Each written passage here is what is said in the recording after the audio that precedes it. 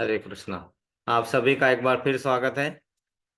तो हम यहाँ पे भगवत गीता भगवद गीता भगवद गीता मतलब भगवान ने वद बोली हुई या भगवान ने गाया हुआ गीत, जो 700 श्लोका का गीत है। 45 मिनट ने भगवान ने अर्जुन को युद्ध जैसी परिस्थिति में बताया था। भगवान चाहते थे तो अर्जुन को एक कोने में ले जाते थे, चल जरा शांति से तुझे पहले भगवत गीता समझा दूं, बाद में आके ये करो। लेकिन वो परिस्थिति नहीं है। मालूम है भगवान को कि कलयुग में वो परिस्थिति नहीं है। हमारे पास शांति नाम की चीज ही नहीं है। नाम शांति होता है, लेकिन पूरा अशांति अशांत हमारे आसपास रहता है। तो भगवान ने वैसी युद्ध जैसी स्थिति जो हमारे जीवन में आज दैनंदिन जीवन में क्या है, हम रोज ही तो एक एक तरह की लड़ाई से लड़ ही रहे हैं ना, है ना। कभी बॉस नाराज हो जाता है, ऑफिस वाला। कभी घर वाला बॉस नाराज हो जाता है। खाने का वांदा है, प्रसादम का वांदा है ना। थोड़ा प्रसादम भी है तो कैसा मिलेगा ये नहीं पता है। फिर बाद में बाहर जा रहे हैं तो वो लिफ्ट वाले को एक बार सैल्यूट नहीं मारा तो लिफ्ट वाला परेशान, वो बोलता है कि अगली बार इसके लिए मैं लिफ्ट नहीं ले जाऊंगा, है ना। फिर बाद में गाड़ी जाते तो अरे यार कल लाइट बंद करना भूल गया, बैटरी डाउन, है ना। तो फिर बाद में उसको बुलाओ, है ना। ये सब युद्ध हमारे लिए छोटे छोटे युद्ध है, लेकिन बड़े बड़े युद्ध कहाँ है? सबसे बड़ा युद्ध कहाँ होते रहता है? हमारे मन में। वो युद्ध को हम नहीं झेल पाते। बाकी युद्ध को तो हम संभाल लेंगे कि चलो कुछ नहीं, प्रॉब्लम है, ये है वो है। लेकिन हमारे अंदर जो युद्ध द्वंद्व जो चलता रहता है ना, वो द्वंद्व को हम नहीं संभाल पा रहे हैं। वही हमारा सबसे बड़ा प्रॉब्लम है और वही हमारा फ्रस्ट्रेशन आता है। और अंदर द्वंद्व क्यों होता है? द्वंद्व अंदर इसलिए होता है कि हम भगवान का अंश है और नित्य दास होने के कारण भगवान से जुड़े हुए हैं। लेकिन हमारे इस यहाँ के कर्म के कारण और पहले कर्मों के कारण क्या हुआ कि वो नाता जो है ना, जो रस्सी, वो टूट चुकी है। टूट चुकी है मतलब ऐसा फिजिकली नहीं टूटी है वो अभी, वो बंधी है, लेकिन उसके ऊपर है ना ऐसा आवरण चढ़ गया, एक मोटा आवरण हो गया है। कौन सा आवरण है? मन बुद्धि और मिथ्या अहंकार का। अहंकार तो बहुत अच्छी बात है। इनफैक्ट जब सृजन होता है तो सबसे पहले अहंकार की निर्मित होती है ना। 24 महातत्व, बहिरंगा शक्ति, काल और अंतरंगा शक्ति सब मिला के अहंकार की पहले निर्मित करते हैं, और अहंकार की निर्मित से हमारा सब आगे चलता है। लेकिन हम मिथ्या अहंकार, हम उसको भूल जाते हैं और हम मिथ्या अहंकार में फंसे गया था रहते हैं। पक्का। हरे कृष्णा, आवाज आ रहा है? हरे कृष्णा प्रभु जी, माता जी। हाँ, हरे कृष्ण प्रभु जी, माता जी, हरे कृष्ण। हरे कृष्णा, आवाज आ रहा है ना? या तो हाँ इसलिए हम हाँ, फंसे हरे। रहते हैं और इस बंधन में हम फंसे रहते हैं, और इसके बंधन में हम न रहे, हम भगवान का गीत अच्छे से समझ पाए और यही समझने पाए हमारे जीवन में, दैनंदिन जीवन में हम उतार सके। इसलिए हम सबसे पहले शुरुआत करते हैं प्रेयर से। हरे कृष्णा। सभी को प्रेयर नजर आ रही है? प्रभु जी। हरे कृष्णा। हाँ हाँ प्रेयर से प्रभु जी। शुरू करेंगे। ओम अज्ञानतिमिरान्धस्य ज्ञानतिमिरान्धस्य ज्ञानाञ्जनशलाकया ज्ञानाञ्जनशलाकया चक्षुरुन्मीलितकेन तस्मै तस्मै श्रीगुरुवे श्रीगुरुवे नमः। नमः। चैतन्यमनोभीष्टं स्थापितं चैतन्यमनोभीष्ट येन भूतले स्थापितं येन भूतले स्वकदा स्वयं मह्यं रूपदा ददाति ददाति स्वपदान्तिकम्। वन्देऽहं स्वपदाकान्तिकम्। श्रीगुरो वन्दे भगवत्पादकमलम् श्रीगुरु श्रीयुतपत्कमलं वैष्णवांच श्रीरूपं वैष्णवांच साग्रजातं सहगण रघुनाथवितं श्रीरूपसाग्रजातं सजीवम् सजीवम् साद्वैतं साद्वैतं सावधूतं परिजन परिजनसहितं सहितं कृष्णचैतन्यदेवं कृष्णचैतन्यदेवं श्रीराधा श्रीराधा पादान् पादां सहगण ललिता सहगणललिता श्रीविशाखानि विद्वांस। हे कृष्ण कृष्ण करुणा सिंधु कृष्ण करुणा दीनबन्धु सिंधु जगत्पते गोपेश गोपेश गोपेश गोपिकान्त गोपिका राधा राधा कांत कान्त नमोस्तुते। नमस्तुते। तप्त तप्त कांचन काञ्चन गौरांगी गौराङ्गी राधे राधे वृंदावनेश्वरी वृन्दावनेश्वरी वृषभानुसुते देवी वृषभानुसुते प्रणम्य हरि देवी प्रिय। प्रणमामि हरिप्रिये। वाञ्छाकल्पतरुभ्यश्च कृपा सिन्धुभ्यश्च पतितान पावनों पतितानां नमो पावनेभ्यो नमः। वैष्णवेभ्यो नमो नमः। जय जय श्री श्री कृष्ण कृष्ण चैतन्य चैतन्य प्रभु प्रभु नित्यानंद नित्यानंद श्री श्री अद्वैत अद्वैत गदाधर गदाधर श्रीवासादि श्रीवासादि गौर गौर भक्त भक्तवृंद। भक्तवृंद हरे कृष्णा कृष्णा हरे कृष्णा कृष्णा कृष्णा हरे हरे हरे हरे हरे राम हरे राम राम राम हरे हरे हरे हरे हरे कृष्णा कृष्णा हरे कृष्णा कृष्णा हरे हरे कृष्णा हरे राम कृष्णा हरे हरे राम राम राम राम हरे हरे हरे हरे हरे हरे हरे कृष्णा हरे कृष्णा कृष्णा कृष्णा कृष्ण हरे हरे हरे हरे राम राम हरे हरे राम राम राम हरे हरे हरे हरे। हम गुरु महाराज का प्रणाम मंत्र बोलेंगे।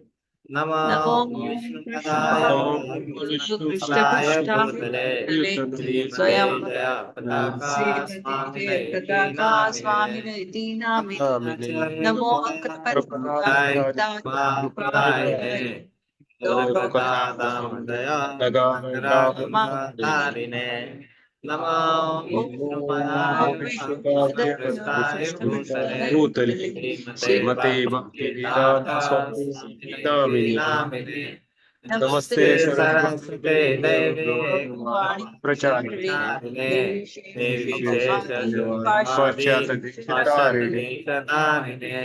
जय श्री जय चैतन्य श्री प्रभु नित्यानंद प्रभु श्री नित्यानंद अद्वैत श्री गदाधर अद्वैत गदाधर श्रीवासादि गौर भक्त हरे हरे कृष्णा कृष्णा हरे कृष्णा हरे कृष्ण राम कृष्ण हरे राम हरे हरे राम राम राम हरे हरे हरे कृष्णा भगवते वासुदेवाय नमो भगवते वासुदेवाय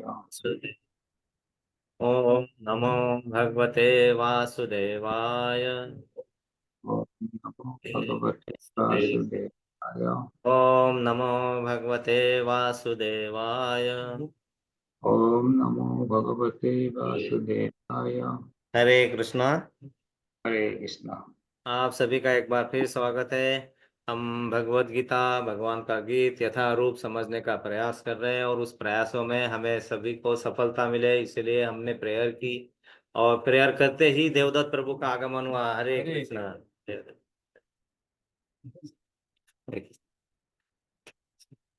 आइए प्रभु जी। हरे कृष्ण।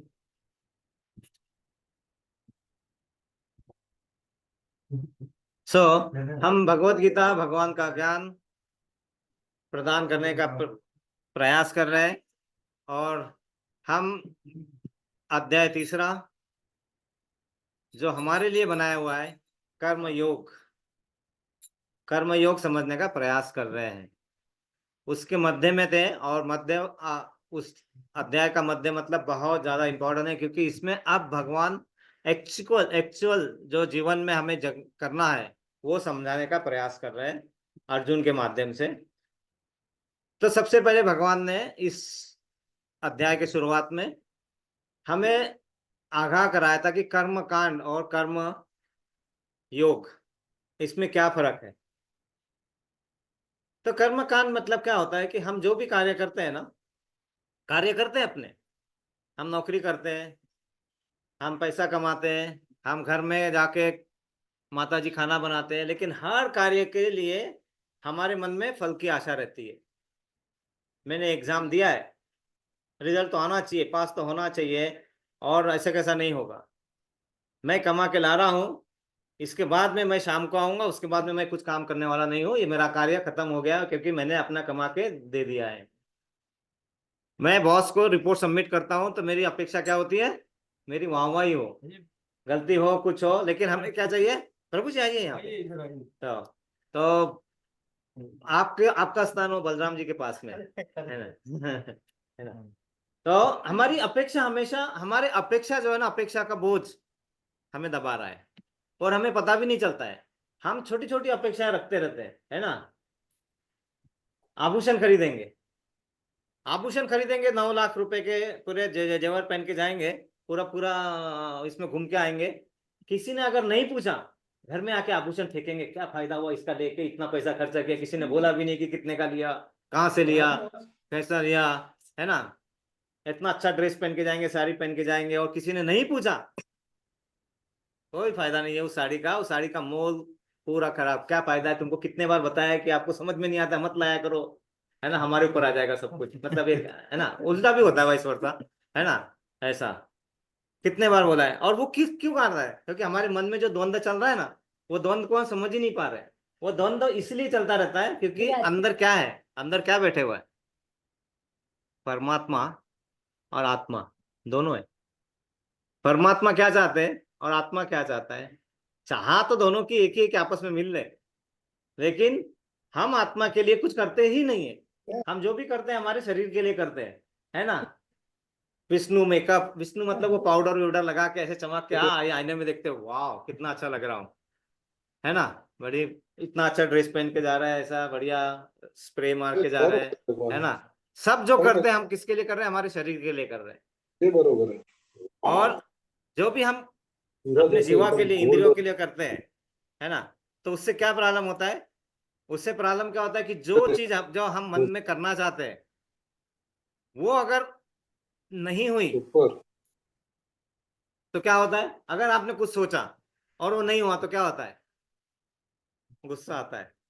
ये क्या है, ये मैंने सोचा था ये करने के लिए, तो आज निकला था घर से इतना सब मेहनत करके, है ना, ये नहीं हो रहा है, सब पूरी तैयारी करके गया था, बीच में ही अभी ये पंगा हो गया, 2 मिनट का सिग्नल लॉस हो गया, आप बोलते कि तुम्हारा टोकन गया, आप 4 घंटे के बाद नंबर लगेगा, गुस्सा आता है। लेकिन अगर हमने मन में चाही हुई चीज हो गई तो क्या होता है, लोभ आता है, और करेंगे, अरे इतना तो हो गया और करेंगे। एक बिल्डिंग बना दिया, मन शांत होता है।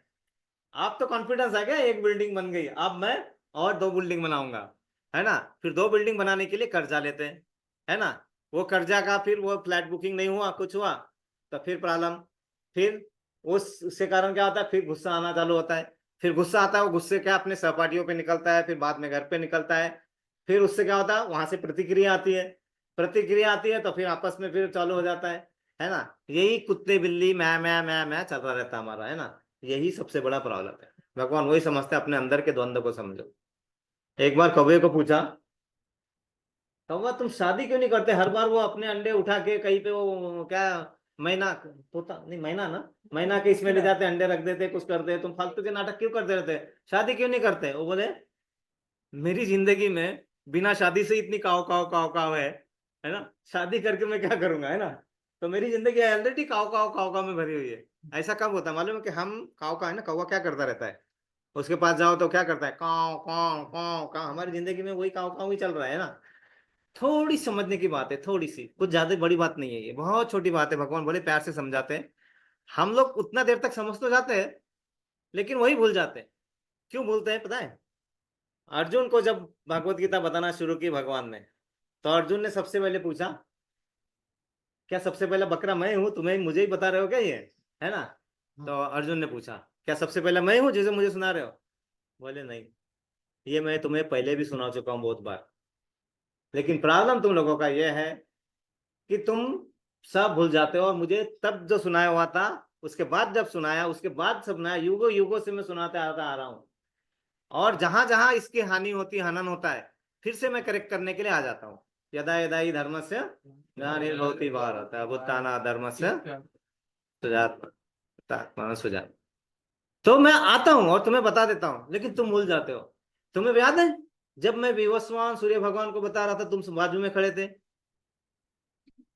फिर भगवान ने ऐसे हाथ लगा, चाबी दी, हाँ याद आ गया, याद आ गया, है ना। जैसे भगवान ने अगर करेंगे तो हमें पूरा पिछले जन्म का जितना भी है ना, पूरा जो स्टोर है वहां पे उससे कनेक्शन हो जाता है, पूरा याद आ जाता है। हाँ याद आया, याद है। भगवान ने उंगली हटा दी, फिर याद आ गया।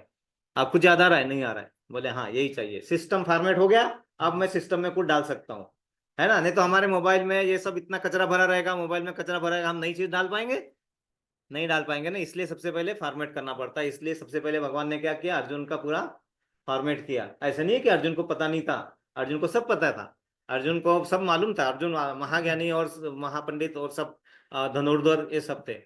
अर्जुन को क्यों, युधिष्ठिर, युधिष्ठिर जी का नाम ही क्या है, युद्ध जैसे स्थिति में जो स्थिर माइंड रख सकता है वो युधिष्ठिर। अब मैं हम पांडवों की हम इतना सब करेंगे तो हमारा लेक्चर उसी में जाएगा, लेकिन सबका सब था। लेकिन भगवान ने सबसे पहले क्या किया, भ्रमित किया, फॉर्मेट किया। जब तक हमको भ्रम नहीं निर्माण होगा, हम अपने आप में डूबे रहते हैं। हम अपने आप को राजा मान के बैठे रहते हैं, हम अपने आप को मालक मान के बैठे हुए यहाँ का, है ना। ये मेरा घर है, ये मेरी बिल्डिंग है, दुबई मेरी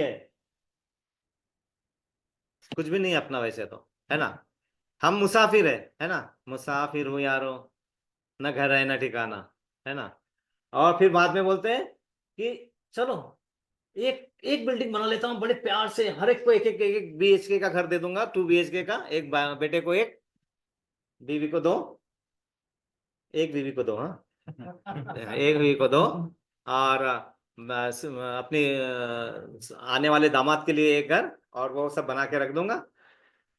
वो बोलने के बाद उसे लगता है, सोचा था रहूंगा सुकून से घर बनाकर, सोचा था रहूंगा सुकून से घर बनाकर, रोजमर्रा की जरूरत ने मुसाफिर बना दिया। हमारी रोजमर्रा की जरूरत है कौन सी है, जो जरूरत है ही नहीं एक्चुअली, है ना। हमें चाहिए कितना खाने पीने के लिए, है ना, उतना अगर हम करें, लेकिन हमें उससे ज्यादा करना होता है। ठीक है, भगवान बोलते वो भी मत चिंता मत करो, वो तुम्हारे नियत कर्म है, लेकिन वो नियत कर्म का फल तुम मुझे अर्पित कर रहे हो क्या? अगर नहीं कर पा रहे हो, अगर वो भाव मन में नहीं है, तो तुम्हारे नियत कर्म सब व्यर्थ जा रहे हैं, वो होते कर्मकांडी। और फिर हम योगा करना शुरू करते हैं। योगा क्यों करना पड़ता है? आज का दिन क्या है? 21 जून, वर्ल्ड योगा डे, है ना। योगा करना है हमें, आज करेंगे, हम 5-10 मिनट योगा भी करेंगे, है ना, बाद में, है ना। तो उसके बाद ही प्रसादम मिलेगा, नहीं तो नहीं मिलेगा, है ना। कौन अच्छा योगा करेगा उसी को प्रसादम मिलेगा, और सही में होगा योगा, है ना। 7 मिनट का योगा डिसाइडेड है अपना, है ना, है ना। वो हमारे जीवन में बहुत ध्यान, क्योंकि जितनी मन की शांति आएगी तो भगवान में ध्यान लगा पाएंगे ना। तो योग मतलब भगवान के पास जाने की प्रक्रिया को योग बोलते हैं, भगवान को समझने की प्रक्रिया को योग बोलते हैं। और भगवान के पास जाने का, भगवान को समझने की प्रक्रिया भगवान ने अलग अलग तरीके से बताई हुई है। और सबसे पहले शुरू किया था भगवान ने कर्मकांड, क्योंकि हम कर्मकांडी है, हम कर्म करना जानते हैं, और हमारे बस में वो ही है, वो वाली बस नहीं, हमारे बस में मतलब कंट्रोल में, हमारे कंट्रोल में, सो कॉल्ड हमारे कंट्रोल में, वैसे वो भी हमारे कंट्रोल में नहीं है, हम भी वही करते रहते हैं जो अपने आप सामने आता है करना है। कर्म, दैव और काल, ये 3 भागीदार है पूरे कार्य के लिए। कर्म 33%, दैव दूसरा 33%। दैव मतलब जो भगवान के भरोसे जो होना है, क्योंकि करना करना तो वही है, लेकिन कोई कोई लोग पूरे उन्हीं के भरोसे बैठ जाते हैं, है ना। वो केले के पे झाड़ के नीचे जाके बैठते हैं और बोलते हैं आ केला गिर, आ केला गिर, है ना। वो उठते भी नहीं है, केला छिलते भी नहीं है, बोलते केला गिर, गिरा गिरेगा नहीं। वो दैव वाला काम करना है, मतलब सब कुछ होगा, जो होगा भगवान करेगा, है ना। जब भगवान ही करते तो मुझे करने की क्या जरूरत है। लेकिन भगवान ने वहां पे भी करेक्ट कर दिया कि कर्म न करना सबसे बड़ा बेकार काम है ना, क्योंकि हमारा मन या हमारा शरीर बिना कर्म किए संतुलित रह नहीं सकता है। तो वो भी पहले बताया वहां पे है, तो ये करना है। और काल, समय हमारे हाथ में नहीं है, दैव हमारे हाथ में, तो 67% उनके हाथ में और 33% हमारे हाथ में, हमने करना चाहिए। और वो कैसे करना चाहिए वही हम सीखने का प्रयास कर रहे थे। तो हम अभी, हमने पिछले बार श्लोका नंबर 29 हमने पढ़ा था, है ना। श्लोका नंबर 29, अध्याय 3, उसका अर्थ था, माया के गुणों से मोहग्रस्त होने पर अज्ञानी पुरुष पूर्णतया भौतिक कार्यों में संलग्न रहकर उनमें आसक्त हो जाते हैं। यद्यपि उनके ये कार्य उनके ज्ञान भाव के कारण अदम होते हैं, किंतु ज्ञानी को चाहिए कि उन्हें विचलित न करे। बहुत अच्छे तरीके से यहाँ पे बताया था कि जब हम यहाँ इस जगत में आते हैं, तो आते आते ही सबसे पहले हमारा क्या होता है, हम माया के बंधन में बन जाते हैं और तीनों गुणों के अधीन हो जाते हैं। तीनों गुण मतलब तमोगुण, रजोगुण, सतोगुण। बोलते वक्त भी हमारे मन से मुंह से कौन सा निकलता है पहले? तमोगुण, क्योंकि हम उसमें ही पूरे भरे पड़े हैं, दिन भर तमोगुण में, है ना। ऐसे थोड़ा थोड़ा रजोगुण होता है ना, कमाई करके घर बनाएंगे, अच्छी नौकरी करेंगे, है ना, और ये सब संसार में अच्छी अच्छी चीजें लाएंगे, देखेंगे, रजोगुण में। सतोगुण में आते आते थक जाते हैं, हम घर से निकलते हैं ना, अरे आज फिर जाना है नौकरी पे, थके रहते हैं ना, उसको क्या बोलते हैं, टायर्ड रहते हैं हम, है ना। फिर जाते हैं, दिन भर काम करते हैं, शाम तक, शाम को काम करते करते फिर से टायर हो जाते हैं, उसको क्या बोलते हैं, रिटायर्ड। रोज रिटायर्ड होते हैं हम, है ना। तो हम जब तक सत्वगुण की तरफ आते हैं, हमारी गाड़ी पंचर हो जाती है, हम फिर से शुरू करते हैं जीरो से, वो रुक ही नहीं पाते हम, है ना। वो कहता है ना कि सफलता पे जाना, सफलता की ऊंचाई पे जाना कठिन है लेकिन अच्छा है, जा सकते हैं, लेकिन सफलता की ऊंचाई पे बने रहना बहुत कठिन है, बहुत कठिन है, क्योंकि उसमें बने रहने के लिए तुम्हें आचरण वैसे होना चाहिए। और भगवान ने हमें पहले बताया कि तुम्हें उस ऊंचाई पे बने रहने के लिए कैसा होना चाहिए, स्थित प्रज्ञ। स्थित प्रज्ञ मतलब खुशी में दुखों में सेम, खुश में बहुत ज्यादा खुश नहीं होना है और दुखों में कभी दुखी नहीं होना है। वो कहता है ना जब आप खुश हो तो किसी को वचन मत दो, ये खुश में ऐसा वचन दे दोगे कि आपकी भी लंगूटी नहीं रहेगी आपके पास, इतना वचन दे देते हैं हम लोग ऐसा इमोशनल होके। खुश में कभी किसी को वचन ना दो, है ना। और जब दुख में या गुस्से में हो तो किसी को कुछ बोलो मत, उतना देर छोड़ दो। उस समय समझाने का बोलने का प्रयास मत करो, थोड़ा देर छोड़ना पड़ता है हमें ना। हम क्या करते हैं उसी टाइम में सब कुछ खत्म करना है हमें, होता है ना, 2 मिनट भी रुकने के लिए नहीं होता है हमें। मराठी में कहावत है, आलेली वेळ है निघून जाण्यासाठी असते आणि ते निघून जाईपर्यंत कुणी कुणाचं नसते। मतलब आया हुआ समय वो निकल जाने के लिए होता है, लेकिन वो निकल जाने तक कोई किसी का नहीं रहता। हम उसी समय तुतु में कर लेते हैं और खत्म कर लेते हैं। ये चीज भगवान ने पहले चैप्टर में समझाई हमें कि पेशेंस क्या होता है, किस तरह से हमें धैर्य रखना चाहिए। कैसे बताई पता है, पहला चैप्टर पूरे श्लोका खत्म हो गए, भगवान ने एक शब्द भी नहीं बोला। जबकि गीता नाम क्या है, भगवत गीता, एक शब्द नहीं बोला है भगवान ने पूरे, मतलब पूरे पहले चैप्टर में। अर्जुन को जो बोलना है बोलने दिया, अर्जुन के दास बन गए। क्या बोला अर्जुन ने, क्या बोला, चल मेरे रथ को कहाँ लेके चलो, युद्ध के मध्य में लेके चलो। तो हाँ, भगवान उनको वहां पे मध्य में लेके गए। लेकिन मध्य में लेते गए, हम लोग क्या करते हैं ना, अगर ऐसा कर रहा तो हमें जितना बताया उतना करते हैं, लेकिन भगवान के पास एक प्लान होता है, वो प्लान हमें दिखता नहीं है। भगवान का प्लान था कि अर्जुन के मन में जितनी भी दुविधा है ना, उसको उबाल उबाल के बाहर निकालना है, पूरा पूरा जितना भी कहीं कहीं छुपा है ना, कोना कोना पूरा बाहर निकालो। क्योंकि जब तक प्रश्न पूरा समझ में नहीं आएगा ना, तो हमारा आंसर पूरा अच्छा नहीं आएगा। पीएचडी जब करते हैं ना मन, तो पहले प्रॉब्लम डेफिनेशन 100% होना चाहिए, अच्छा प्रॉब्लम डेफिनेशन। इसलिए पीएचडी करने के आधा समय मतलब 1.5-2 साल तो सिर्फ प्रॉब्लम डिफाइन करने में जाता है। लोग बोलते हैं, अगर उनको बताएंगे कि प्रॉब्लम डिफाइन करने में 1.5-2 साल नहीं करेंगे, बोलते पीएचडी। फिर को समझाते भाई प्रॉब्लम डिफाइन हो गया ना तो 6 महीने में पीएचडी हो जाएगी। मैं प्रॉब्लम सॉल्यूशन बहुत है, लेकिन ये सॉल्यूशन उस क्वेश्चन का, ये मैच द पेयर ही नहीं आता है हमें। क्यों मालूम है, जब भी दो चीज होती है ना, दो चीज, हमारा मन हमेशा कंफ्यूज होता है 2 चीजों में। आप देखिए दरवाजे में पुश एंड पुल लिखा रहता है, जाके देखिए, है ना, पुश करना कि पुल करना, कंफ्यूज होते ही होते हैं एवरी टाइम, है ना। करके देखो, है ना, अपना टॉस करना है हमने, है ना, हेड एंड टेल का, है ना, वहां पे भी कंफ्यूजन आता है। क्यों पता है, उसका रीजन ऐसा है, हमारा जो माइंड है ना 2 भागों में डिवाइडेड है। एक लॉजिकल रीजनिंग के लिए होता है, एक कॉमन के लिए होता है ना। ये 2 चीजें हैं तो कॉमन वाला बोलता है मेरे का क्या पाना, ये 2 तो है सिर्फ, है ना, मैं क्यों करूं, ये तो लॉजिकल वाले का काम है। लॉजिकल वाला सिर्फ 2 में क्या लॉजिक लगाना है, मैं क्यों करूं, दोनों नहीं करते और हम उसमें घुस जाते हैं। तो ये प्रॉब्लम हमारा होता है ना, हम वहां पे फंसे रहते हैं। और उस समय जब दोनों नहीं काम करेंगे तो क्या करेंगे, फिर हमें अंदर वाले भगवान से जुड़ना पड़ता है, हम वहां जुड़ना भूल जाते हैं। इसीलिए हम भ्रमित रहते हैं। अदरवाइज कोई प्रॉब्लम नहीं, अगर वो हम जुड़ जाए ना, वहां पे नाम स्मरण चलता रहे, वहां से जुड़ा रहे, कनेक्शन जुड़ता रहे ना, तो हम भ्रमित होने के चांसेस बहुत कम हो जाते हैं, ऑलमोस्ट 0 ही हो जाते हैं, भ्रमित नहीं हो गए। लेकिन हम कैसा है ना, दुख में सिमरन सब करे, सुख में करे ना कोई, सुख में सिमरन जो करे तो दुख काहे को है। जब दुख होता है ना तभी भगवान की याद आती है, उसके पहले भगवान की याद नहीं आती। उसके पहले तो बोला जाता है, अरे वो प्रभु जी ने बोला था माला करना, इसलिए हरे कृष्ण ना, अरे अरे अरे राम राम राम राम, अरे कैसे टाइम देखते रहते करते रहते, बोला इसलिए भाग रहे हैं, हम भाग रहे हैं।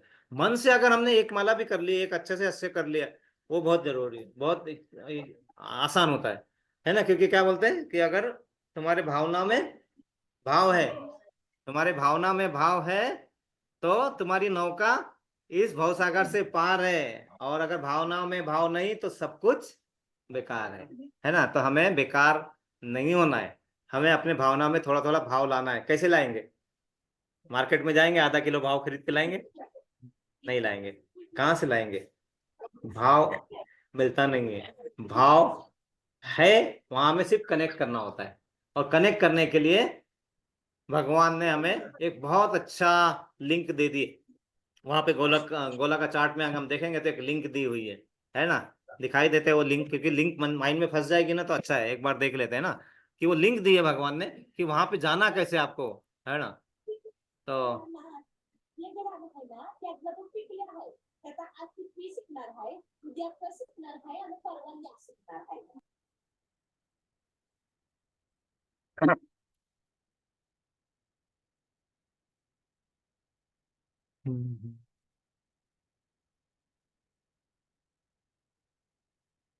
हरे कृष्णा। सो यहाँ पे जो हमें गोलक धाम जाने के लिए एक ऐसा एक बहुत अच्छा मार्ग, सिंपल सा मार्ग बना के दे दिया है भगवान ने, है ना। ये गोलक का चार्ट है। अब मैं देखो इसको एक्सपांड कर रहा हूँ।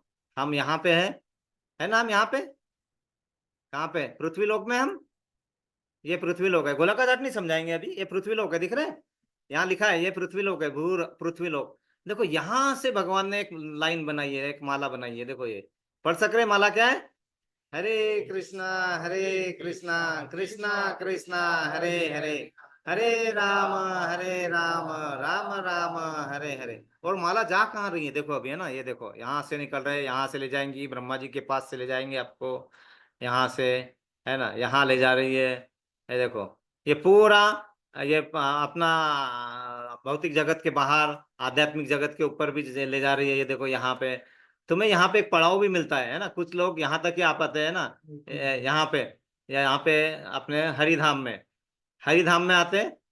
और कुछ लोग उसके आगे भी निकल, देखो माला खत्म नहीं हुई, माला जा रही है, देखो माला की तरफ ध्यान दो, देखो माला यहाँ जा रही है, माला इधर से भी जा रही है ना, इधर से। यहाँ ऐसा लगता है लुप्त हो गई, लुप्त नहीं हुई, वहां पे भी है माला अभी, है ना। ये माला जा रही है, जा रही है, अयोध्या धाम से जाती है ना, जाते हुए पूरे यहाँ पे द्वारका, जगन्नाथपुरी, मथुरा का सफर करते करते माला पूरी कहाँ पे जाती है, सीधा गोलक धाम ले जाती है अपने को। ये देखो सीधा कहाँ पे, प्रभु के चरण में, गोलक धाम में ऑलरेडी दी हुई है।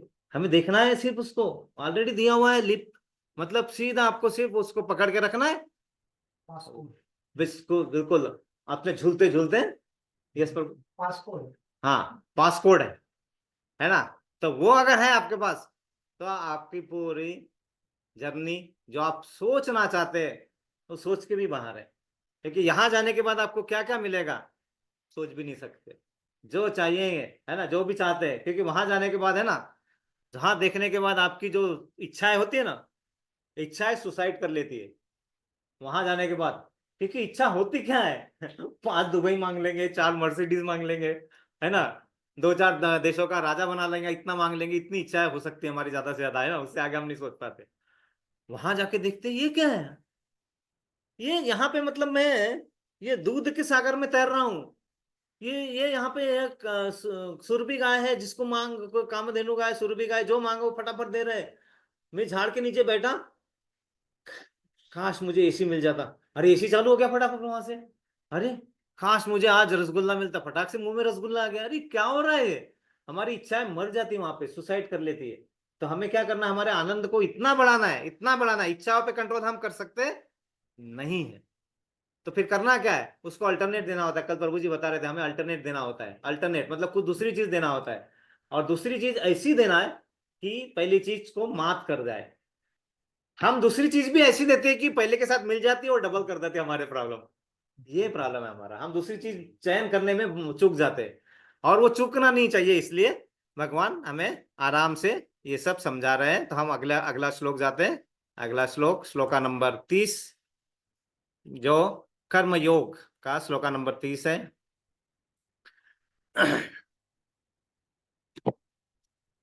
मयि सर्वाणि कर्माणि सन्न्यस्य अध्यात्मचेतसा निराशि निर्मिमो भूत्वा युद्धस्व विगतज्वरः।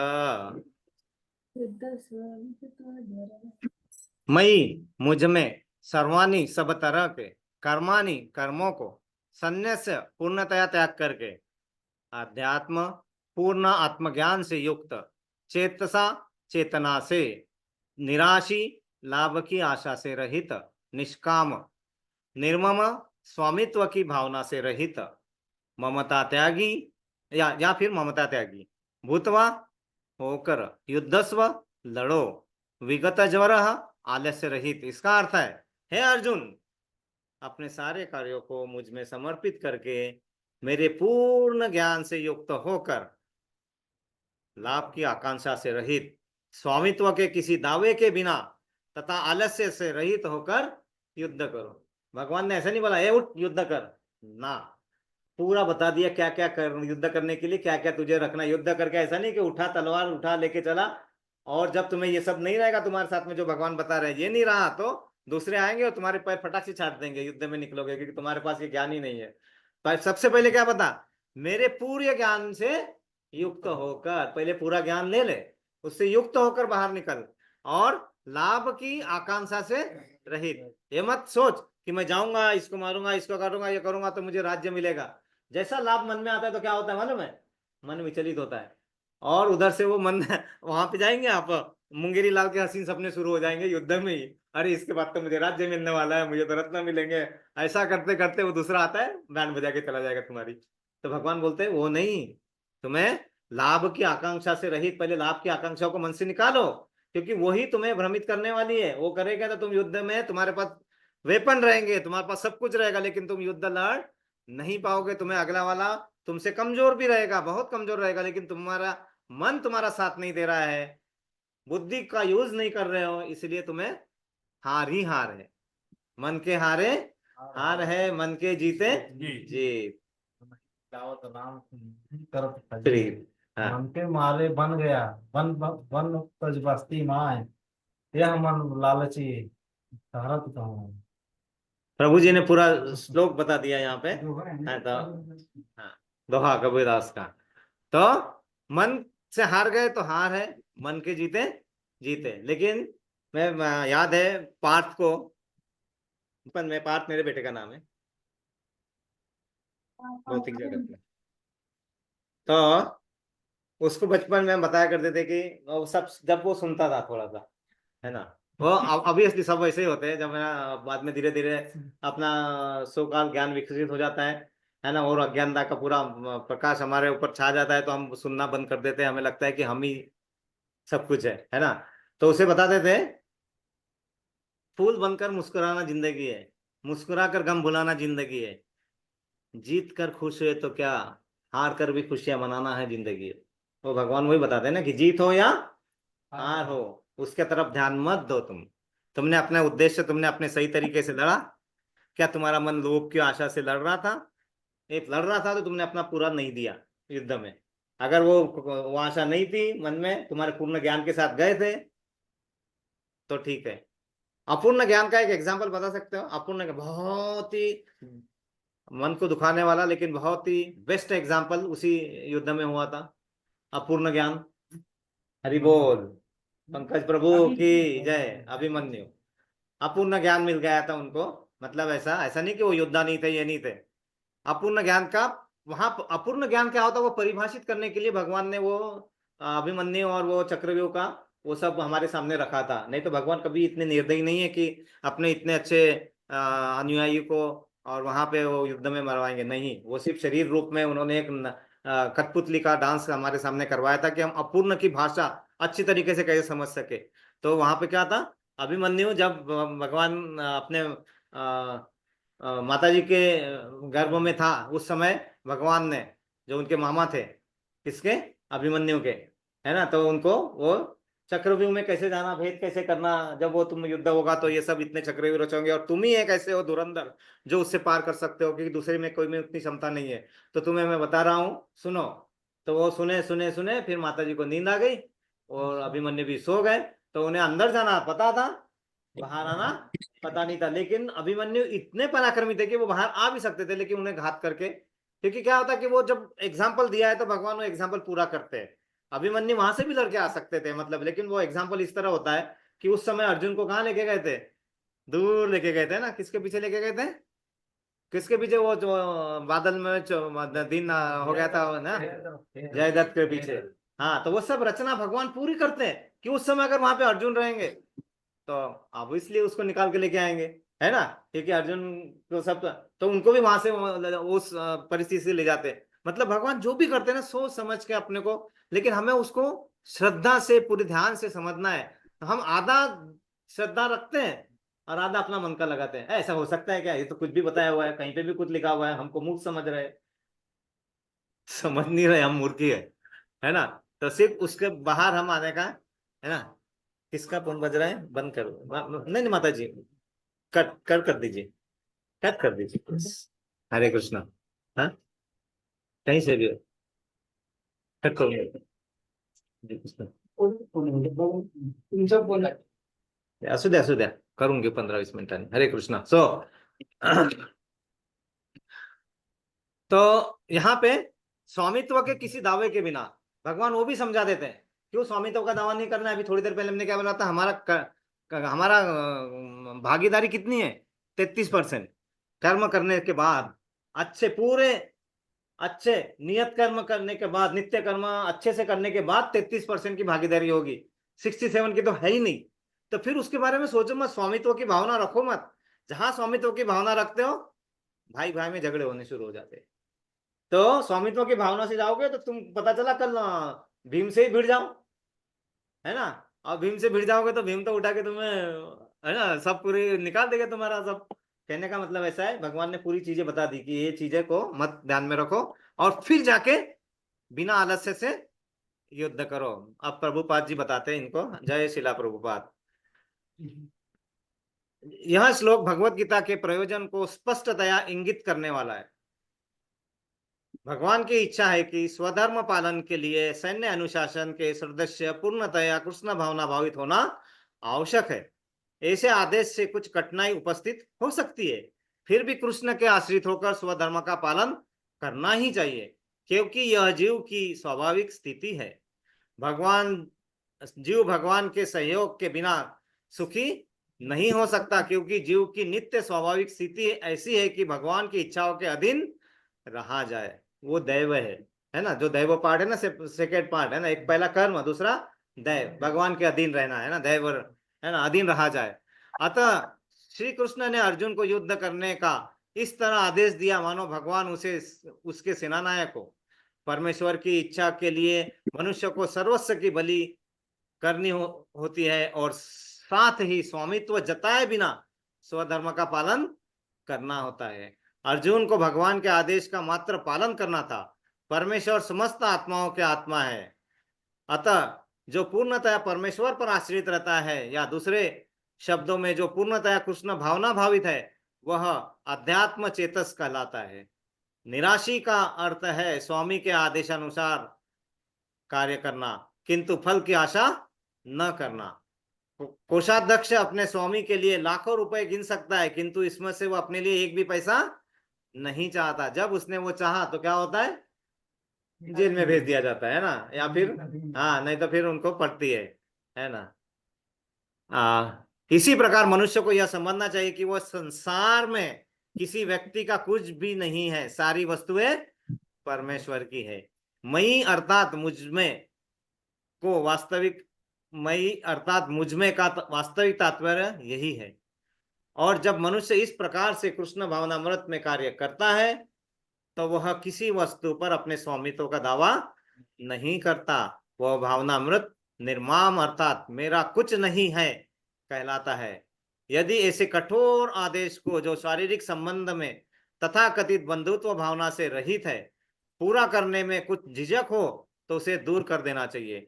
इस प्रकार मनुष्य विगत ज्वर अर्थात ज्वर या आलस्य से रहित हो सकता है। अपने गुण तथा स्थिति के अनुसार प्रत्येक व्यक्ति को विशेष प्रकार का कार्य करना होता है और ऐसे कर्तव्यों का पालन कृष्ण भावना भावित होकर किया जा सकता है। इससे मुक्ति का मार्ग प्रशस्त हो जाता है।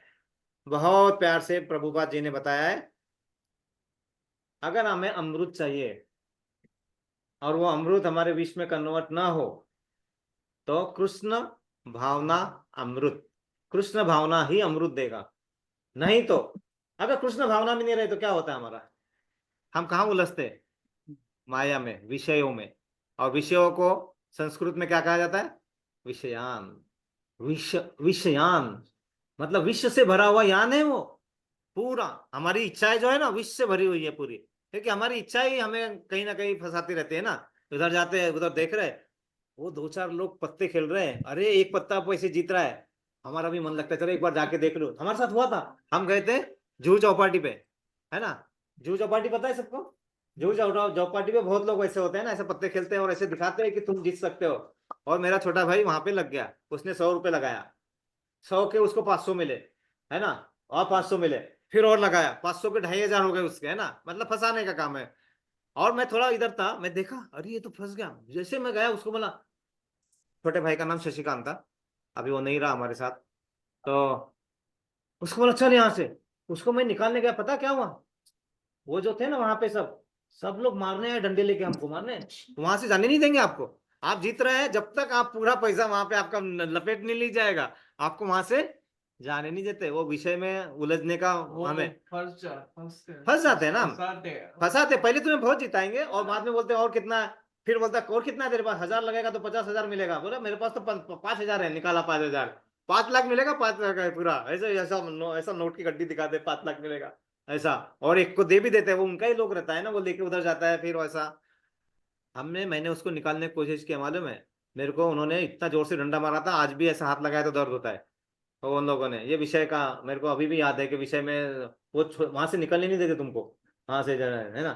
मेरी भी पहले बहुत इच्छा थी एक बार कि मैं एक आधे कैसीनो में जाऊं और पैसा लगाऊं और ईमानदारी से जीत गया तो आने मिलेगा, लेकिन बाद में पता चला कि वहां से ईमानदारी मारी होता है, कुछ भी हो सकता है, लेकिन वहां से तुम्हें नहीं आ सकते। हम गोवा में गए थे एक बार, 20 साल बाद एक हमारी ट्रिप गई थी हमारे इसके, तो वहां पे हमें पहले है ना शुरू में एक टोकन दिया था कि इतने सबको 2-2 हजार रुपए ऐसे कुछ दिया गया, हमने लगाया, वो ऐसा गोल गोल फिरता है ना, क्या होता है उसको क्या बोलते हैं, एक व्हील होते है उसमें से ऐसा ऐसा ऐसा एक नाचता है, हाँ हाँ, एक गोटी होती है ऐसे, नाचते नाचते नाचते नाचते किसी नंबर पे जाती है। मैंने लगाया, 2,000 रुपए लगाए, है ना, वो हमें टोकन दिया था फ्री में, हमारे नहीं थे जेब के, तो मैंने लगा दिए पूरे, 12,000 मिल गए। मैं और मेरा दोस्त उसी समय भाग गए वहां से नीचे, हम वहां रुके नहीं, दूसरे हम वहां ट्रिप पे लेके गया था, हम वहां से भाग गए, और बाकी हमारे फ्रेंड थे वो लगे रहे बोले, और बाद में आके बोलते हैं अरे यार मेरे 5,000 गए, मेरे 7,000 गए, अरे हमारे तो 12,000 आ गए भाई हम तो वहां से निकल चुके थे, लेकिन हमें मालूम था यहाँ से कुछ होने वाला नहीं है।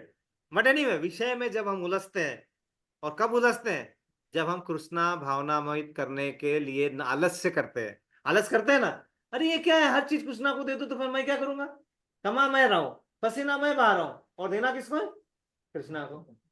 एक तो हमारा अहंकार बीच में आ जाता है, अहंकार नहीं आया तो हमारे भूलने का स्वभाव, हम भूल चुके हैं ना अपना भगवान से नाता, इसीलिए तो हम अपने उनको काम नहीं कर पाते ना उस तरह से, तो वो भूलने का स्वभाव जो हमारा, वो हमें फंसाते रहता है। और भूलना नहीं है तो,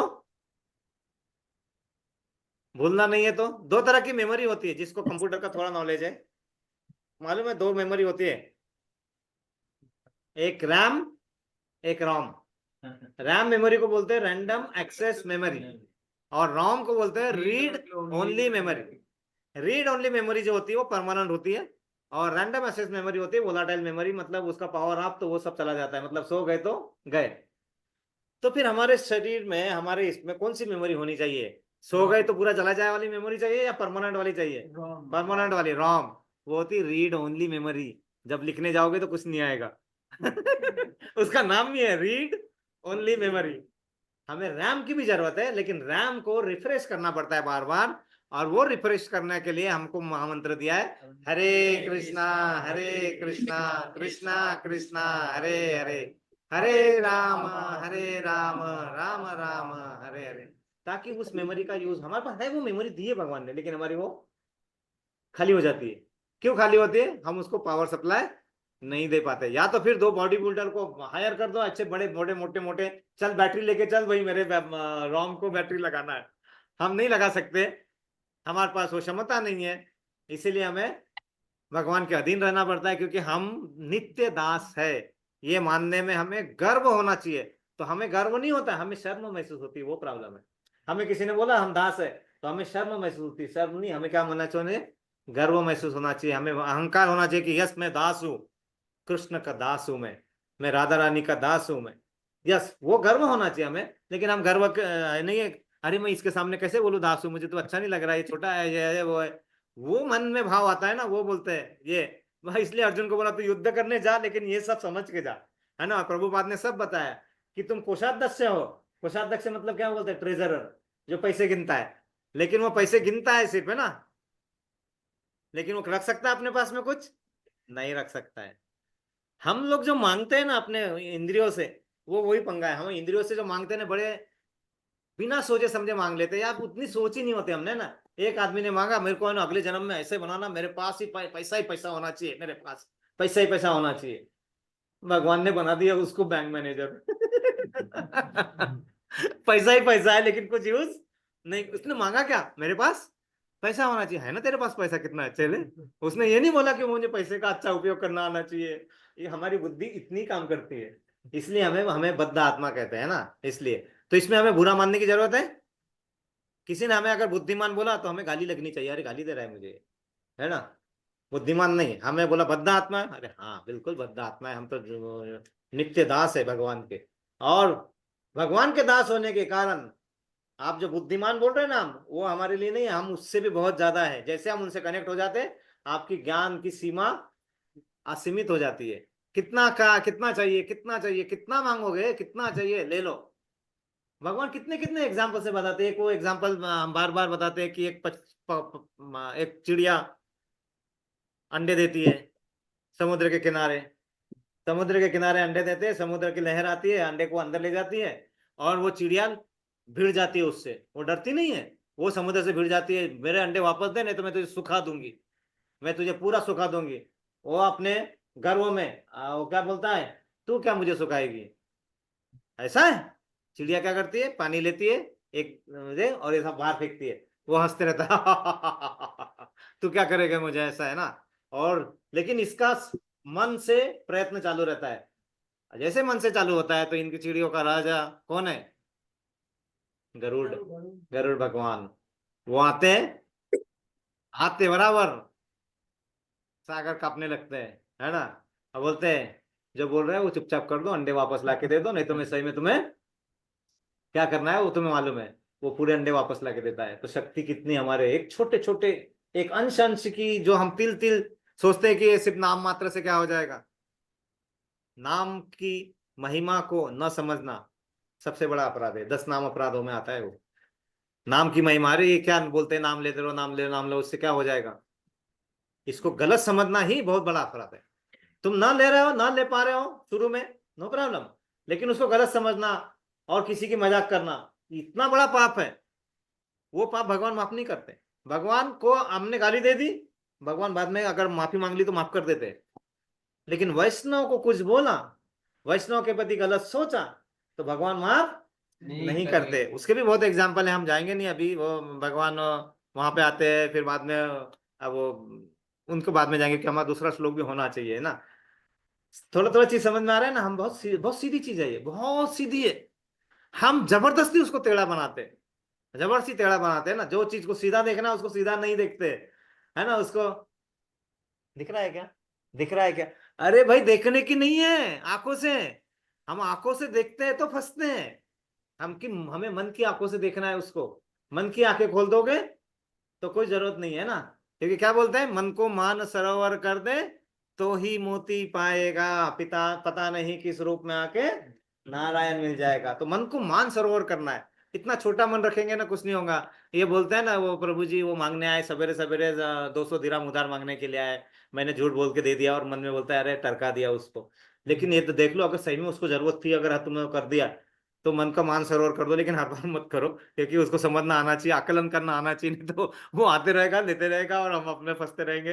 वो भी बुद्धिमत्ता नहीं होती। लेकिन कभी कभी वो बुद्धिमत्ता हमें यूज नहीं आती है, तो फिर भगवान को बोलो कि ये आया है, क्या करो, दे दे तो दे देने का, है ना। नहीं तो नहीं देने का। अगर कुछ भी आंसर नहीं आया तो चुपचाप बैठने का, बैठ जाने का, है ना। तो क्या होता है, कृष्ण भावना भावित होकर कर करोगे तो आपका मार्ग, मुक्ति का मार्ग प्रशस्त हो जाता है। हमारे मराठी में बहुत ही अच्छा उदाहरण हमारे सामने रखा गया था कि जो ज्ञानेश्वर महाराज है, ज्ञानेश्वर महाराज वो 4 भाई थे, 4 भाई बहन थे। सबसे बड़े भाई का नाम था निवृत्तिनाथ, है ना। निवृत्ति, निवृत्ति मतलब विरक्ति, विरक्ति, आसक्ति नहीं होना। किसकी आसक्ति नहीं होना? माया जगत की। तो सबसे पहले हमें भगवान के पास जाना है तो क्या करना पड़ेगा? ये बंधन तोड़ने पड़ेंगे ना, है ना, ये आसक्ति।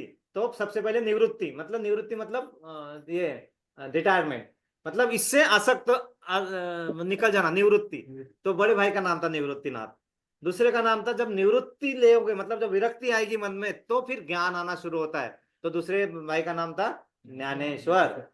जब आपकी निवृत्ति होती है और ज्ञान आता है तो फिर आपका जीवन का मार्ग सीधा सरल हो जाता है, तो सोपान, तीसरे भाई का नाम था सोपान, सोपा। और जब आपकी निवृत्ति होगी मतलब आप विरक्ति में आएंगे, फिर आपका ज्ञान लेना शुरू होगा, फिर ज्ञान से आपका मार्ग सीधा सरल होगा, तब आपको क्या मिलेगी? मुक्ति मिलेगी। इसलिए छोटी बहन का नाम था मुक्ताई। बड़े प्यार से समझाते हैं हम लोगों को, लेकिन हम समझ नहीं पाते हैं, है ना। हम लोग क्या है, ठीक है, कोई चिंता की बात नहीं है, नहीं समझ पाते, लेकिन जब समझ में आ गया, जब थोड़ा भी उसको आगे ना बढ़ाना तो फिर बड़ी बात चिंता की है। और उसको आगे बढ़ाने के लिए हरे कृष्णा कृष्णा कृष्णा हरे हरे, हरे राम राम राम हरे हरे। तो ये है ना, इसको मजाक मतलब सीरियस ऐसा गलत नहीं मानना है। इसको सिर्फ जो है ना हमारे शुद्धिकरण का ही कारण है। अभी आपको बताया ना, वो लाइन पूरी हमें ऊपर तक ले जा रही है, लेकिन वो लाइन बनी रहे। कबड्डी का खेल देखा है? जब तक सांस है तब तक आस है। हुतुतु हुतुतु हुतुतु हुतुतु हुतुतु, जितनी लंबी सांस है उतनी लंबी आस है। तो जितना नाम लंबा लोगे आप, उतनी गाड़ी आपकी लंबी चलेगी। जितना नाम छोटा लोगे, अरे वो तो मैं लिया था कल, आज क्यों खा रहे हो? फिर खाने के लिए तो पहले आ जाते हो, फिर नाम लेने के लिए क्या प्रॉब्लम है तुम्हें? शुद्धिकरण करने के लिए सोचो मत, करते रहो मस्त, और बिल्कुल मिलेगा फल। हरे कृष्णा। तो अभी हम आगे का श्लोक पढ़ते हैं। माता जी कोई पढ़ेंगे श्लोक का? कोई पढ़ने की स्थिति में है? जी प्रभु जी, मैं पढ़ लेती हूँ। यस माता जी। ये मे मतिमन्दं नित्यमनुतिष्ठन्ति मानवाः श्रद्धावन्तो न सूयन्तो मुच्यन्ते तेहिपि कर्मभिः। कर्म भी। हरे कृष्णा। हरे कृष्ण। अभी हमें एक अच्छा हमें देवदत्त प्रभु पढ़ेंगे, कैसे श्लोका पढ़ते हैं प्रभु जी। हरे कृष्णा। हरे कृष्णा। एमे मतमिदं नित्या तिष्ठन्ति मानवा तिष्ठन्ति मानवा धावन्ति श्रद्धन्तो निःसूयन्तो मुच्यन्ते ते अपि कर्मभिः। हरि बोल, हरि बोल। यस माता जी, इसका अभी शब्दार्थ पढ़िए। जी प्रभु जी। ये जो मेरे मतम आदेशों को इदम इन नित्यम नित्य कार्य के रूप में अनुतिष्ठन्ति नियमित रूप से पालन करते हैं मानवाः मानव प्राणी श्रद्धावन्तः श्रद्धा तथा भक्ति समेत अनसूयन्तः बिना ईर्ष्या के मुच्यन्ते मुक्त हो जाते हैं ते वे अपि भी कर्म भी सकाम कर्मों के नियम रूपी बंधन से। पढ़िए आगे माता जी, इसका जिसका अर्थ अर्थ है है जो व्यक्ति मेरे आदेशों के अनुसार अपना कर्तव्य करते रहते हैं और ईर्ष्या रहित होकर इस उपदेश को श्रद्धा पूर्वक पालन करते हैं, वे सकाम कर्मों के बंधन से मुक्त हो जाते हैं। जय शिला आप पढ़िए। प्रभुपाद। जय शिला प्रभुपाद। श्री पढ़िए माता भगवान जी। कृष्ण का उपदेश समस्त वैदिक ज्ञान का सार है, अतः किसी अपवाद के बिना यह शाश्वत सत्य है। जिस प्रकार वेद शाश्वत है, उसी प्रकार कृष्ण भावनामृत का यह सत्य भी शाश्वत है। मनुष्य को चाहिए कि भगवान से ईर्ष्या किए बिना इस आदेश में दृढ़ विश्वास रखे। ऐसे अनेक दार्शनिक हैं जो भगवत गीता पर टीका रचते हैं, किंतु कृष्ण में कोई श्रद्धा नहीं रखते। वे कभी भी सकाम कर्मों के बंधन से मुक्त नहीं हो सकते, किंतु एक सामान्य पुरुष भगवान के इन आदेशों में दृढ़ विश्वास करके कर्म नियम के बंधन से मुक्त हो जाता है। भले ही वह इन आदेशों का ठीक से पालन न कर पाए, किंतु चूंकि मनुष्य इस नियम से रुष्ट नहीं होता और पराजय तथा निराशा का विचार किए बिना निष्ठापूर्वक कार्य करता है, अतः वह विशुद्ध कृष्ण भावनामृत को प्राप्त होता है। हरि हरे कृष्ण। बोल। बहुत अच्छा हरि कहा माता जी, बहुत हरे कृष्ण। बहुत ही अच्छा है। देखो हर इसमें छोटे छोटे इसमें उपदेशों में कितने प्यार से समझाते, क्या बताया, जो व्यक्ति मेरे आदेशों के अनुसार करते हुए करते हैं, कहीं पे नहीं छोड़ा, ईर्ष्या रहित होके, आदेश हो गए, ऐसा नहीं कि आदेश दे दिया और हम कर रहे हैं क्योंकि बोला इसलिए करना पड़ेगा, है ना। जिंदगी में टेंशन ही टेंशन है, फिर भी हमारे लबों पे मुस्कान है। जब जीना है हर हाल में तो खुश रहने में क्या नुकसान है। भगवान वही बताते हैं ना, ईर्ष्या मत करो। ईर्ष्या करते हैं हम, इसीलिए प्रॉब्लम होता है कि कार तुम करते हैं लेकिन ईर्ष्या करते हो। बॉस ने बोला अरे ये क्या फालतू का पगार लेते रहता है, और ये है, इसका पगार देखो कितना है, 50,000 है, और मेरे से काम तो हम करते हैं। ईर्ष्या रहती है हमारे मन में। हमसे बड़े जो हमें आदेश दे रहे हैं उनसे ईर्ष्या मत करो। भगवान से ईर्ष्या नहीं करते। अर्जुन का सबसे पहला यही सबसे अच्छा का गुण धर्म था, अनुसूयवे, मतलब ईर्ष्या न करने वाले, ईर्ष्या न करने वाले, है ना, ये बताया। और श्रद्धा पूर्वक पालन करे। श्रद्धा पूर्वक, श्रद्धा कैसे होनी चाहिए, पूरी श्रद्धा होनी चाहिए, आदि नहीं। हमारी श्रद्धा हमारे काम तक होती है, उसके बाद में हम अपने हिसाब से कर लेते हैं ना। श्रद्धा पूरी होनी चाहिए। अगर तुम्हें दिख रहा है कि तुम्हारा काम बिगड़ रहा है सामने, तो भी वो करते रहना चाहिए, क्योंकि आपकी श्रद्धा अगर नहीं है वहां पे तो आप वो कार्य नहीं कर सकते। श्रद्धा पूरी होनी चाहिए, है ना, क्योंकि अगर जो भी होगा तो वो कुछ उससे अच्छा ही कुछ बाहर आने का, ये श्रद्धा पूरी होनी चाहिए। तभी आप सकाम कर्मों के बंधन से बाहर आ सकते हैं। सकाम कर्मों के बंधन मतलब क्या, हम अपने कार्य करते हैं और उसके फल में फंसते रहते हैं।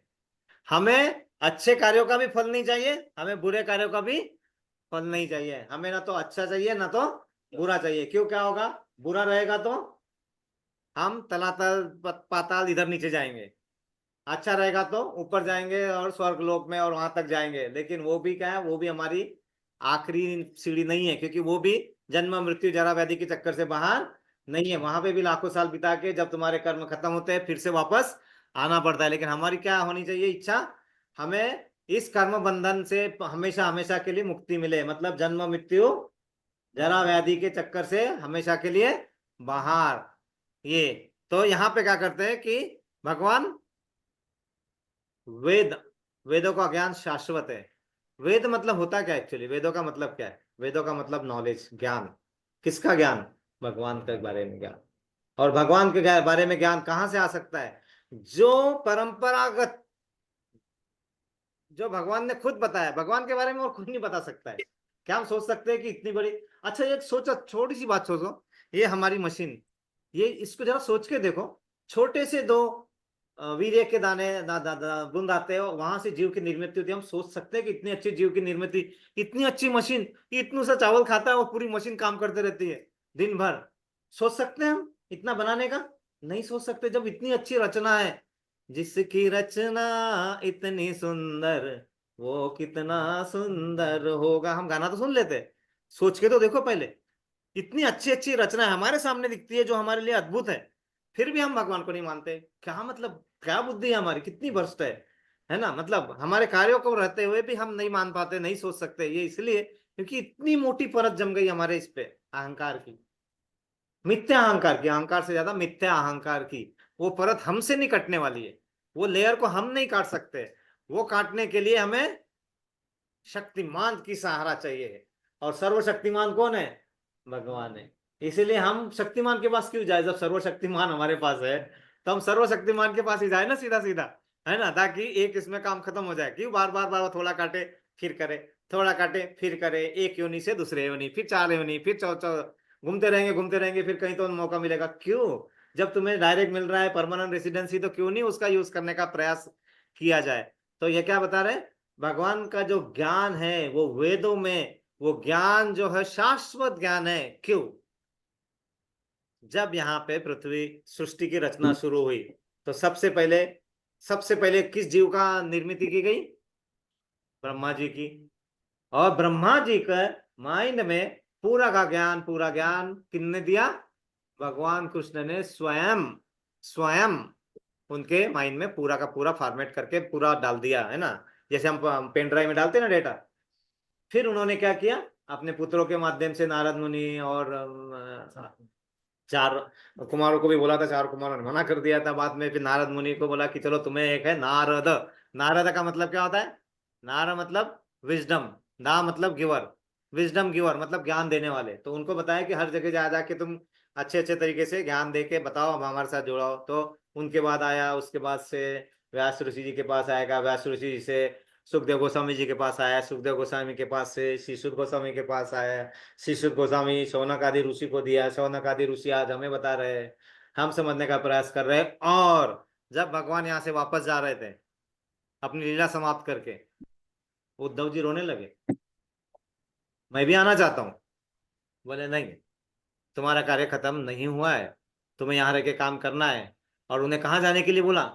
4 धामों में से एक धाम है वो बद्री का आश्रम। तो उन्हें बोला तुम्हें बद्री का आश्रम में जाना है, जहां मैं नर नारायण के रूप में हूँ, वहां तुम्हें जाना है। और वहां जाके तुम्हें सब साधु संतों के संग करके फिर ये ज्ञान को आगे बढ़ाना है। लेकिन बाकी दूसरे जो थे, उन्होंने जाते वक्त उन्होंने और एक नाम लिया था, विदुर का। विदुर को ये ज्ञान देना है। और विदुर उस समय कहाँ थे? अपने पूरे तीर्थ क्षेत्र की यात्रा पे थे, क्योंकि वो ये झगड़े वगड़े के चक्कर में नहीं थे, उनको ये सब ये नहीं था, वो बहुत अच्छे थे, तो वो वहां से निकल गए थे। और अपने आप को पूरा परिपूर्ण करने के लिए वो पूरे धामों की यात्रा करके जहां जहां से जो जो मिल रहा था संभल संभल के ला रहे थे प्रसाद। और तो उस समय जब उद्धव उनको मिले और उन्होंने बताया कि जब भगवान यहाँ से अंतिम समय में जा रहे थे, तो उस समय उन्होंने तुम्हारा नाम लिया था, और वो ज्ञान तुम्हारे लिए मैत्रेय ऋषि को बता के गए हैं। मैत्रेय ऋषि जो है व्यास ऋषि जी के सहपाठी पराशर मुनि जी से उन्होंने दोनों ने एक साथ में ज्ञान दिया था। तो मैत्रेय बट वो भगवान के बारे में मैत्रेय ऋषि ज्यादा नहीं बोलते थे, तो उनको इनडायरेक्टली जब उद्धव को बताया गया, तब मैत्रेय ऋषि को भी बताया गया। और जब विदुर जब मिले उद्धव जी को, तो उद्धव जी को बोले कि आप मुझे ज्ञान दो। तो उद्धव ने बोला मैं सक्षम नहीं हूँ, मैं आपसे छोटा हूँ। क्योंकि उद्धव उनके दूसरे पीढ़ी के थे, छोटे मतलब जो विदुर जो थे वो पांडु और धृतराष्ट्र के भाई, मतलब इनके पिता समान उद्धव जी के। और उद्धव जो थे अर्जुन और इनके सखा, मतलब उनके भाई थे, तो वो दूसरी पीढ़ी के थे। तो उद्धव ने बोला कि नहीं, मैं आपको ज्ञान नहीं दे सकता हूं। क्योंकि उन्हें यह पता था कि भगवान ने उनके लिए ज्ञान देने के लिए ऑलरेडी योजना बना के रखी है, और वो किन्हें? मैत्रेय ऋषि को, जो उनके पिता के समान है, तो उनको वहां पे रखा था, तो उन्हें वो देगा। अगर वो नहीं होते तो शायद उद्धव भी उनको बता सकते थे। लेकिन उद्धव ने जब बोला कि आप जा रहे हैं, हमारे 4 पुरुषार्थ है। कौन कौन से 4 पुरुषार्थ हैं? धर्म अर्थ काम मोक्ष। धर्म ही निकल जाएगा तो अर्थ काम मोक्ष से क्या करेगा? तो उद्धव रोने लगे। तब भगवान ने कहा, उद्धव और सभी जो उनके पार्षदगण थे सभी रोने लगे। भगवान ने बोला चिंता करने की जरूरत नहीं है, मैं खुद यहाँ पे इस भागवतम के रूप में, धर्म के रूप में तुम्हारे सामने हमेशा रहूंगा। तो भागवतम को हमने आसान नहीं समझना चाहिए, मतलब इतना धर्म भगवान का खुद स्वरूप है वो, है ना। भगवान की वाणी भगवत गीता, भगवान खुद धर्म का आचरण बताने के लिए भागवतम के रूप में हमारे सामने है ना। तो ये सब हम करते हैं, तो फिर कृष्ण भावना भावित होकर हम कर सकते हैं। फिर हमारे कार्य को हम कृष्ण भावना भावित करेंगे, तो हमारे काम कोई भी सकाम कार्यों में नहीं आएंगे। सकाम मतलब उस कार्य का फल निष्काम बन जाएंगे, मतलब हम कार्य करते रहेंगे, उसके फल भगवान पे छोड़ दो। बुरा आएगा तो भी भगवान संभालेंगे, अच्छा आएगा तो भी भगवान उसको संभाल के हमें जो करना है हमारे लिए अच्छा, वो सुनियोजित ढंग से हमारे पास दे देंगे। क्योंकि हम सुनियोजित ढंग से हम अपने आप को रच नहीं पाते ना, क्योंकि हमारे सब लिमिटेशन है। जो मनुष्य है उसकी 4 त्रुटियां हैं। कौन कौन सी 4 त्रुटियां हैं? पहला, वो गलती करता है। दूसरा, वो हमेशा इल्यूजन में रहता है, माया में घूमता रहता है। तीसरा, छल कपट करता रहता है हमेशा। और चौथा, किसी को पता है चौथा? हाँ, भूखा खाना। धोखा देना, धोखा खाना, वो छल कपट करना। चौथा, हमारी इंद्रिया लिमिटेड है, हमारी सब इंद्रिया जो है लिमिटेड है। तो ये हमारी त्रुटियां है ना। तो ये त्रुटियां को अगर हमें वरदान में कन्वर्ट करना है, तो सिर्फ हमें पारस मनी चाहिए, पारस चाहिए। पारस क्या है? हरे कृष्णा कृष्णा कृष्णा कृष्णा हरे हरे, हरे राम राम राम हरे हरे। ये पारस हमारे जंग लगे हुए लोहे को अच्छे से साफ करने में मदद करे, अच्छे से मदद करे, और हम आगे बढ़ सके, इसलिए हम सबके लिए प्रेयर करेंगे। किसी की कोई स्पेशल प्रेयर्स है? माता जी, हाँ, तो साइली माता जी के पिताजी का एक छोटा सा ऑपरेशन और थोड़ा सा स्वास्थ्य अच्छा करने के लिए बाईपास, वो मतलब भगवान के घर जाके देख के आने वाले हैं। माता जी के पिताजी के अंदर जो भगवान है उनको देखने के लिए भगवान डॉक्टर ढूंढने वाले हैं किधर है करके, तो वो अच्छे से दिख जाए वहां पे, और फिर वो भी पिताजी भी अच्छे से भगवान भक्ति में और अच्छे से स्ट्रांग होके कर सके। वहाँ मोना माता जी है, फिर मोना माता जी की माता जी मतलब मेरी सासू माँ शशिकला माता जी है, ये भी कुछ थोड़े थोड़े व्याधियों से गुजर रहे हैं। इधर दुलाल प्रभु की माता जी है जिनका भी हार्ट के ऑपरेशन की इसमें जाने वाले हैं अभी, और विकास प्रभु की माता जी भी थोड़ा थोड़ा स्वास्थ्य से, सभी का स्वास्थ्य अच्छा हो इसलिए, ताकि हम भगवान सेवा कर सके, इसलिए ना कि माया वर्ल्ड में आके एंजॉय कर सके, इसके लिए स्वास्थ्य किसी का अच्छा होने की हम अपेक्षा नहीं रखते। ये हमारे जैसे लिखते हैं ना, हमारी कोई शाखा नहीं है, तो हम भगवान से प्रेयर इसलिए नहीं करते कि हम आके फिर से माया जगत में आके फिर से छलांग लगाए, हम इसलिए करते हैं कि हम स्ट्रांग बन के भगवान की सेवा कर सके, इसलिए तो हम सबके लिए प्रेयर करेंगे 3 बार। हरे कृष्णा कृष्णा कृष्णा हरे हरे, हरे राम राम राम हरे हरे, हरे कृष्णा कृष्णा कृष्णा हरे हरे, हरे राम राम राम हरे हरे, हरे कृष्णा कृष्णा कृष्णा हरे हरे, हरे राम राम राम हरे। हमने भूलना नहीं चाहिए कभी भी शिल प्रभुपाद जी को, क्योंकि उनके कारण ही हम यहाँ पे एकत्रित होके इस अलग अलग जगह पे देश के कोने कोने में, देश के नहीं, अपने सांसारिक जगत के कोने कोने में कहीं पे भी हम इस विद्या का ज्ञान का ग्रहण कर पा रहे हैं। उनके सिर्फ स्रोत प्रभुपाद जी है, उन्होंने बहुत साधारण तरीके से हमारे लिया, इसलिए हम उनके लिए प्रेयर करेंगे। हरे कृष्णा कृष्णा कृष्णा हरे हरे, हरे राम राम राम हरे, हरे कृष्णा कृष्णा हरे कृष्ण हरे, कृष्ण हरे हरे हरे राम हरे राम राम हरे हरे, हरे कृष्णा कृष्णा कृष्णा हरे हरे, हरे राम राम राम हरे हरे। वाञ्छा कल्पतरुभ्यश्च कृपा सिन्धुभ्य एव च पतितानां पावनेभ्यो वैष्णवेभ्यो नमो नमः। अनंत कोटि वैष्णवंद की जय, गुरुदेव की जय, श्रील प्रभुपाद की जय, ग्रंथराज श्रीमद् भगवद गीता की जय, निताई गौर प्रेमानंदे, हरे हरि बोल। सभी एकत्रित भक्तों की जय जयकार हो, हरे कृष्णा। सभी एकत्रित भक्तों की जय जयकार हो, हरे कृष्णा। सभी एकत्रित भक्तों की जय जयकार हो, Hare Krishna. All glories to assembled devotees, Hare Krishna. Shri Guru और श्री गौरांग की जय जयकार हो, हरे कृष्णा। हरे कृष्णा। आप सभी का एक बार फिर धन्यवाद।